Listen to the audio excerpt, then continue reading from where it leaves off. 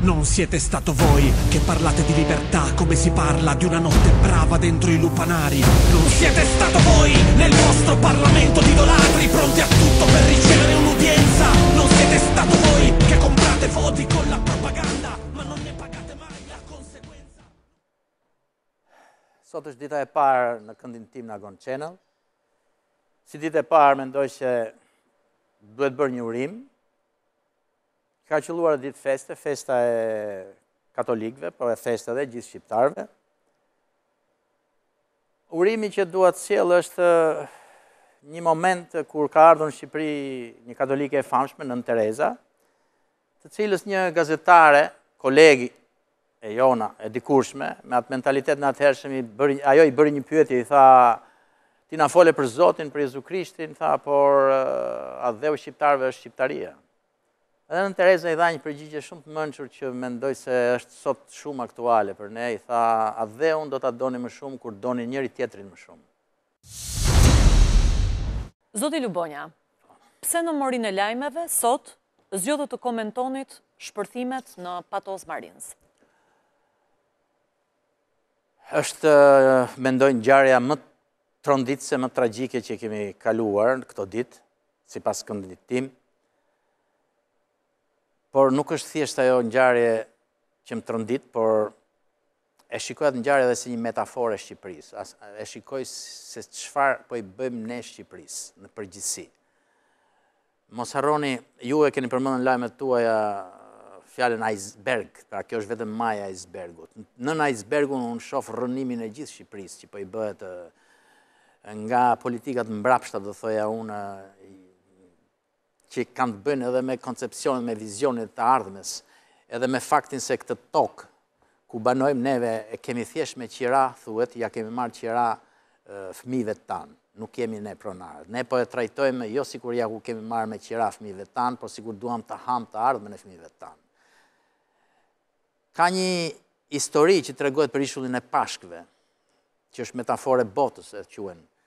Ishulli i pashkëve ka qenë një ishull i banuar me plot pemë, me bimë, me gjithçka, mirë pa aty ishin dy fise që u vunë në garë se kush do bëj statujën më të madhe.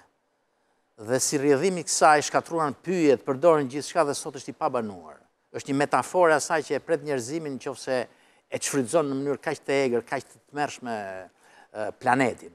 Shqipëria kam frikë se s'duhet bëhet metaforë tjetër si ishulli i pashkëve, se si mund të shkatërrohet një vend kaq i bukur siç është Shqipëria, nga kjo etje për të ngritur këto jo statujat, por paratë, këto gradacielat, këto çimentot gjithandej.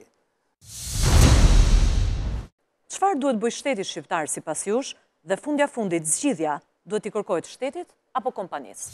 Shteti është bërë bashkë fajtor me një kompani e cila po aplikon teknika, siç thonë, të papranueshme në vendet tjera të botës, teknikat e nxjerrjes së naftës, dhe mbi të gjitha pa marrë parasysh as pak dëmet e mëdha. Çfarë duhet bëjë shteti? Kemi shembullin në SBA kur u ndot ngjiri i Meksikës. Qoftë ju kujtohet pikërisht një kompani petrolifere krijoi një pus që nuk e mbyllën dot, që ndoti oqeanin. Dihet se gjobat që janë vënë asaj kompanie, dëmi që duhet paguaj ajo kompani për çka ka bërë është shumë i madh. Besoj se shteti që mbron interesat e gjithë qytetarëve, që është shtet i qytetarëve, këtë duhet bëjë dhe jo të bashkëpunojë me pronarët të ndaj parat që kur janë dhënë koncesion në dëm të gjithë të ardhmes, të gjithë komunitetit edhe të gjithë vendit në përgjithësi, sepse ajo po ndot Shqipërinë, nuk po ndot vetëm zonën, sipas mendimit tim. Çfarë qëndrimi keni në lidhje me koncesionet? Unë mendoj se koncesionet janë një formë e zhvillimit të ekonomisë, atëherë kur, si thuhet, shteti ka përfitim, komuniteti ka më shumë përfitim se sa humbje, atëherë kur shteti ndoshta nuk i ka mjetet e duhura për ta shfrytëzuar vetes ose për ta përdorur vetë një burim natyror që ka vendi. Në shumë raste rezulton se ka ndodhur e kundërta. Koncesionet kanë qenë një mënyrë për të shitur, si të thuash, tokën, vendin, pasuritë e Shqipërisë tek të huajt ose tek pronarë të caktuar, gjithnjë me korrupsionin në mes. Ka shumë studime që tregojnë që edhe një komunitet mundet të menaxhojë një pronësi rreth vetes saj, për shembull një lumë që kalon aty, apo mund të ketë forma të tjera, por gjithmonë shteti është mbrojtësi gjithë këtyre interesave dhe duhet bëj kalkulimin e fitimit dhe humbjes. Mendoj që shteti në këtë rast është i dështuar. Kemi të bëjmë me një shtet të dështuar dhe Marinza tregon dështimin e shtetit shqiptar në shumë aspekte. Është një metaforë pra e asaj se çfarë neve po i bëjmë këtij vendi dhe çfarë po i bëjmë neve të ardhmes së fëmijëve tanë. Jam shumë i shqetësuar që me gjithë të ngjarjen nuk shikoj politikanët e qoftë maggiorancës, qoftë opozitës të kenë ndjeshmërinë dhe kësaj që ka ndodhur. Non siete stato voi che parlate di libertà come si parla di una notte brava dentro i lupanari. Non siete stato voi nel vostro Parlamento di idolatri pronti a tutto